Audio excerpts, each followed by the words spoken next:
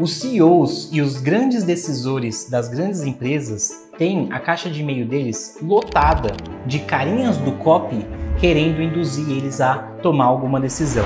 Já os empreendedores, as pessoas que têm menos dinheiro, é tudo mais contadinho, cada dinheiro que investe ali pro Excel dele faz total diferença. Ou seja, o dinheiro e a decisão são os maiores bens que essas pessoas têm na mão. E agora eu te pergunto, por que essas pessoas dariam esse dinheiro para você? Por que elas escolheriam você? Vamos falar em mais detalhes sobre isso e depois desse vídeo espero que te ajude a que mais pessoas escolham você e o seu negócio. O primeiro detalhe que eu queria trazer aqui para você é que você não precisa, de imediato, explicar muito do seu produto ou porque você é muito diferente dos outros, muito diferente dos seus concorrentes. O que você precisa é apenas criar uma oportunidade, apenas uma janela de atenção dessa pessoa que você quer vender. Ou até mesmo no vendedores, você precisa gerar o lead. O lead é a oportunidade. E aí, para chamar atenção, existe uma coisa extremamente importante que todo mundo que escreve copy e fala sobre marketing, prospecção ativa e etc., esquece, que é o timing. O timing é muito importante. Você pode chegar no momento na tela da pessoa ou no momento no e-mail da pessoa, indiferente de onde for.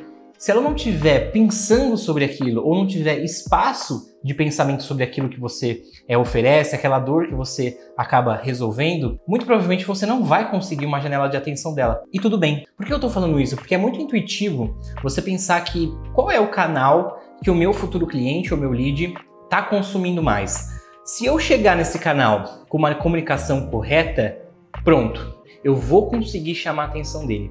E isso não é uma verdade. Porque, apesar de você ser importante, ele não tá com pensamento para pensar em você.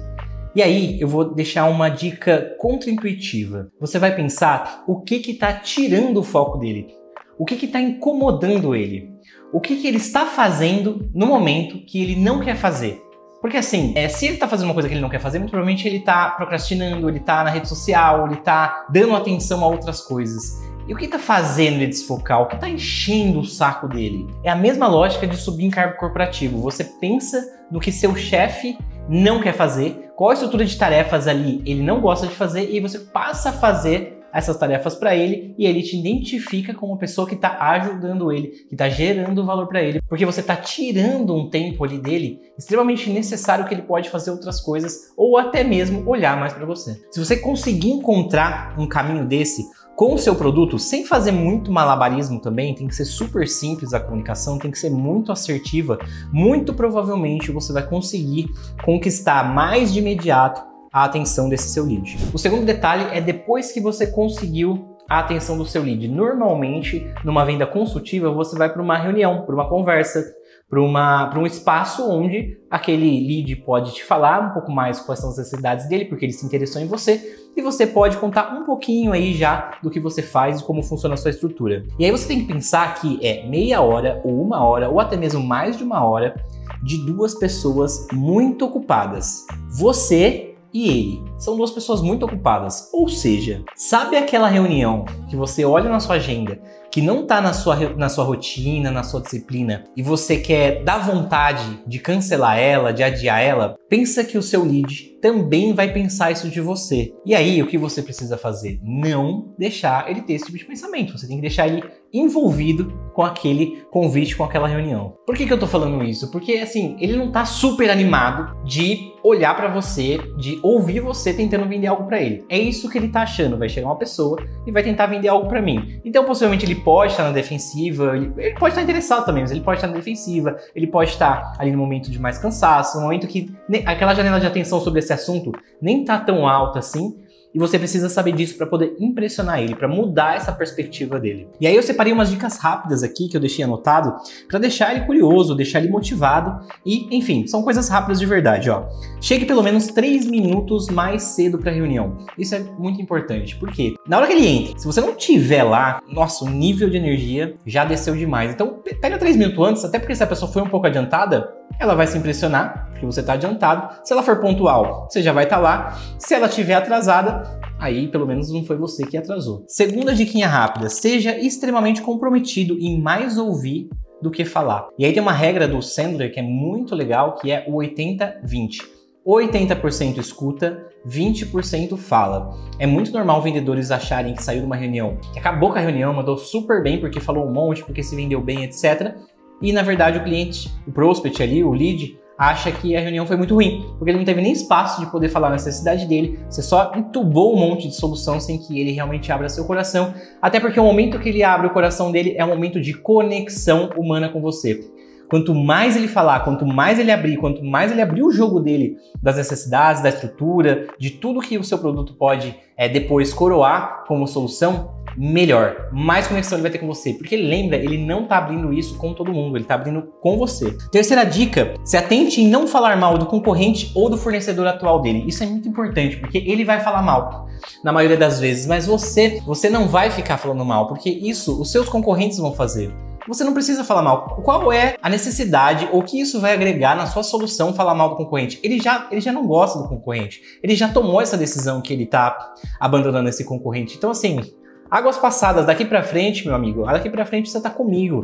Daqui pra frente, a solução que eu vou construir pra você vai pegar exatamente isso que você não tá contente e vai resolver esses problemas. Quarta dica rápida. Dê um dado ou uma visão que faça ele ter curiosidade do que você tem pra mostrar de solução depois de ele ter aberto o coração, ou seja, ele abriu o coração e aí também você não vai ficar quieto, né? Você vai fazer suas perguntas, óbvio, para cada vez mais fazer com que ele fale mais ali, mas aí você dá um dado ou dá uma visão assim de projeto, de estrutura que abençoe exatamente as dores dele. O que você faz isso normalmente, né? Você pega e pesquisa sobre a empresa dele antes, pesquisa alguns dados da empresa, dados de concorrentes, isso é muito legal, e vai soltando essas pílulas para mostrar que você estudou, para mostrar que você é proativo, para mostrar que você, para construir qualquer coisa, você tem que fazer essa análise antes e puxar algumas informações para poder construir algo melhor. E aí, na hora de construir essa estrutura, você já dá também pílulas, ó, porque eu imagino mais ou menos permeia isso aqui, porque você tem problema com isso, como você tá com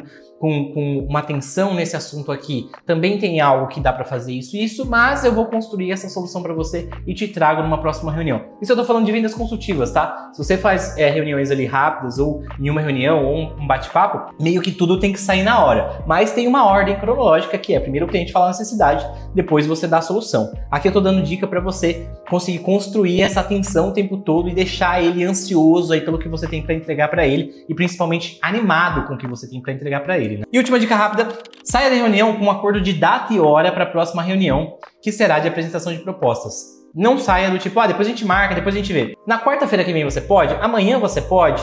Daqui 2 dias você pode? Já deixa a data, o horário marcado. Parece simples, mas muito vendedor não sai da reunião com isso e isso é muito prejudicial, né? Porque daí entra naquele ter que conversar por WhatsApp para ter que marcar uma reunião. Péssimo, péssimo, péssimo. Beleza, falamos aqui um pouco sobre a geração da oportunidade. Falamos sobre essa atenção secundária aí, onde você pode ouvir um pouco mais seu cliente e agora, seu futuro cliente, né? E agora você passou da etapa de entendimento da dor do seu cliente mais profundamente e agora você vai elaborar assim a sua proposta e vai apresentar para ele como uma solução para os problemas dele, para as necessidades dele. Aqui a gente já vai entender que o lead está qualificado. É hora do show, assim, você já entendeu que ele é um possível comprador seu. E aí, de novo, nessa etapa eu queria dar dicas rápidas. Primeira dica, separe dados sobre a empresa dele que ajudem ele, mesmo que vocês não vão fechar nada. Lembra daquelas pílulas que você deu ali sobre os concorrentes, sobre o mercado dele, sobre, enfim, as informações que ele possivelmente não pode saber porque você pesquisou, ou se ele sabe, você vai mostrar para ele que sabe, isso é muito importante também para criar conexão. Pega esses dados e mostra mais profundamente, porque todas as decisões, elas são sim tomadas em base de emoção. Mas quando você traz dados para comprovar que a sua teoria está mais próximo de uma realidade boa para ele, isso dá consistência. Na verdade, o seu lead, o seu prospect quer encontrar um motivo para fechar com você. E você está dando motivos racionais com dados para ele, para mostrar que ele está fazendo a decisão correta. 2, separe dados principalmente sobre concorrência dele. Cara, lead prospect adora cliente, adora saber, você adora saber sobre concorrência. Adoro saber sobre os números da concorrência, aqueles números, às vezes, que são bons, que cutucam a gente, né? Que fala assim, putz, acho que a concorrência tá bem. Ou aqueles mal que deixam a gente com aquele ego gostoso, né? Nossa, a gente tá melhor, etc. Isso mexe com o emocional ali da pessoa e é muito bom, recomendo bastante. Fale sobre seu produto aplicado exatamente às dores que ele falou, inclusive usando as mesmas palavras, e se puder, separe a apresentação entre as dores apresentadas por ele, ou seja, você mapeou 3 dores principais. Separe a apresentação exatamente nessas dores, com seus produtos de solução, resolvendo exatamente isso. Utilizando palavras que ele falou, inclusive. Cara, isso vai mostrar que você teve uma escutativa ótima. E assim, simplifica demais para você não ficar explicando um monte de coisa técnica, às vezes, do seu produto, ou coisa que ele não vai conseguir compreender. A dor dele, ele consegue compreender. Então, assim, sua solução resolve a dor dele, pronto. A comunicação tá super simples. Lembrança, o prospect é o protagonista, não você. Então, assim, é hora do show, mas a empatia é extremamente importante. Se ele falar, escuta de novo. Se precisar mudar alguma coisa, já anota, já para mudar. Ele é o protagonista, não você. Passe o preço com convicção, não bambeie e nem passe rápido por isso. Na hora do preço, ó, custa assim, a formação da estrutura desse preço é assim, existem esses 3 planos e a condição de pagamento é assim e o contrato funciona dessa forma. Funciona para você? Tá dentro do que você estava esperando? Não titubeia, no tipo, isso aqui, mas dá para mexer no preço, esse aqui, se você fechar, dá para dar um descontinho, porque já tá mostrando que você vai fazer uma ancoragem para baixo e vai mostrar também que você colocou um preço ali que tá sujeito a essas margens, que você tem margem para ele. Então, assim, esse preço foi feito para você. Eu coloquei aqui dessa forma, é isso que custa meu trabalho. Se o cara pedir desconto, que às vezes ele pode pedir também, olha, eu vou tentar enxergar, toda a estrutura foi feita exatamente nas coisas normalmente que a gente cobra, etc, mas eu vou enxergar, enfim, alguma situação que você que resolva mais para você e volta a pergunta para ele, o que resolveria para você? O que seria melhor para você em relação ao preço também? Não fica jogando o preço ali aleatoriamente não, porque senão vira uma negociação somente de preço e ele começa a esquecer de toda a estrutura de solução que você apresentou para ele. Dê 3 opções para ele fechar algo com você. 3 opções, dá a ele o poder de escolha e normalmente ele escolherá do meio. Ele é protagonista, dá 3 opções, você escolhe e assim, por pesquisas mesmo, normalmente o cliente escolhe do meio porque ele não quer o mais basiquinho e o mais avançado ele entende que normalmente vai ser muito caro, vai ser acima do que ele precisa no momento para te testar também. Passamos pela etapa do orçamento, agora você entra no período de resposta, esse período onde você apresentou tudo, você entendeu a dor, você montou a solução, você está esperando o sim dele. E aí você, como um bom vendedor, você combinou com ele qual é esse período. Obviamente, se for uma semana, se for um dia, se for 2 semanas, não importa. O importante é combinar esse dia de resposta. E óbvio, como você é um bom vendedor, você não vai deixar a conversa em silêncio. É uma semana? Daqui uma semana eu vou lá e cobro ele. Não, você precisa preencher esse espaço, ainda dando esse gás de adrenalina nele, essa animação, porque, de novo, ele precisa ter o sentimento para fechar. As vendas são fechadas por sentimento. Então você precisa manter esse sentimento dele de que ele precisa de você e que você tem uma solução para ele. E aí a dica é que você vai trabalhar para ele mesmo sem ter fechado nada. Porque normalmente na empresa dele, ele espera a proatividade das pessoas e as pessoas não têm. Você tem, mesmo sem fechar, mesmo sem ganhar nada, você tá ali já trabalhando para ele, já envolvido no dia dele, já mandando mais informações, enfim, a pessoa já vai entendendo você como algo rotineiro na vida dele e não vai deixar a bola baixar. A resposta, a melhor resposta é sempre o sim. Mas, se depois de uma semana, mesmo você ter feito tudo isso, depois do período que vocês combinaram, a resposta for não, não tem problema. A venda não é feita de orçamento, não é feita de um processo. A venda é feita de pessoas.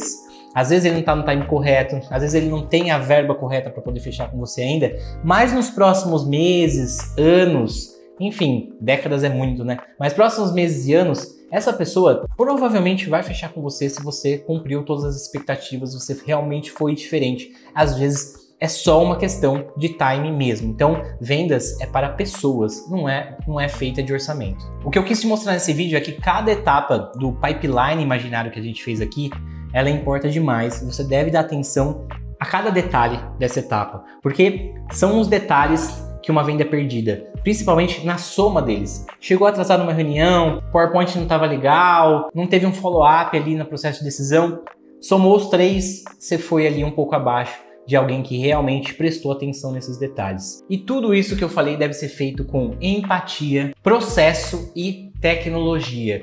Inclusive, se você quer uma recomendação de uma tecnologia simples e fácil de usar, que funciona para a maioria dos negócios, eu recomendo o Pipe Lead, para você controlar desde a geração do lead até a venda fechada. Todos esses processos com automação, agenda, tarefas, status, tudo isso de forma muito simples e didática que funciona para muitos negócios e muitas pessoas. Espero ter te ajudado com esse conteúdo e inspirado você aí nas vendas e até uma próxima.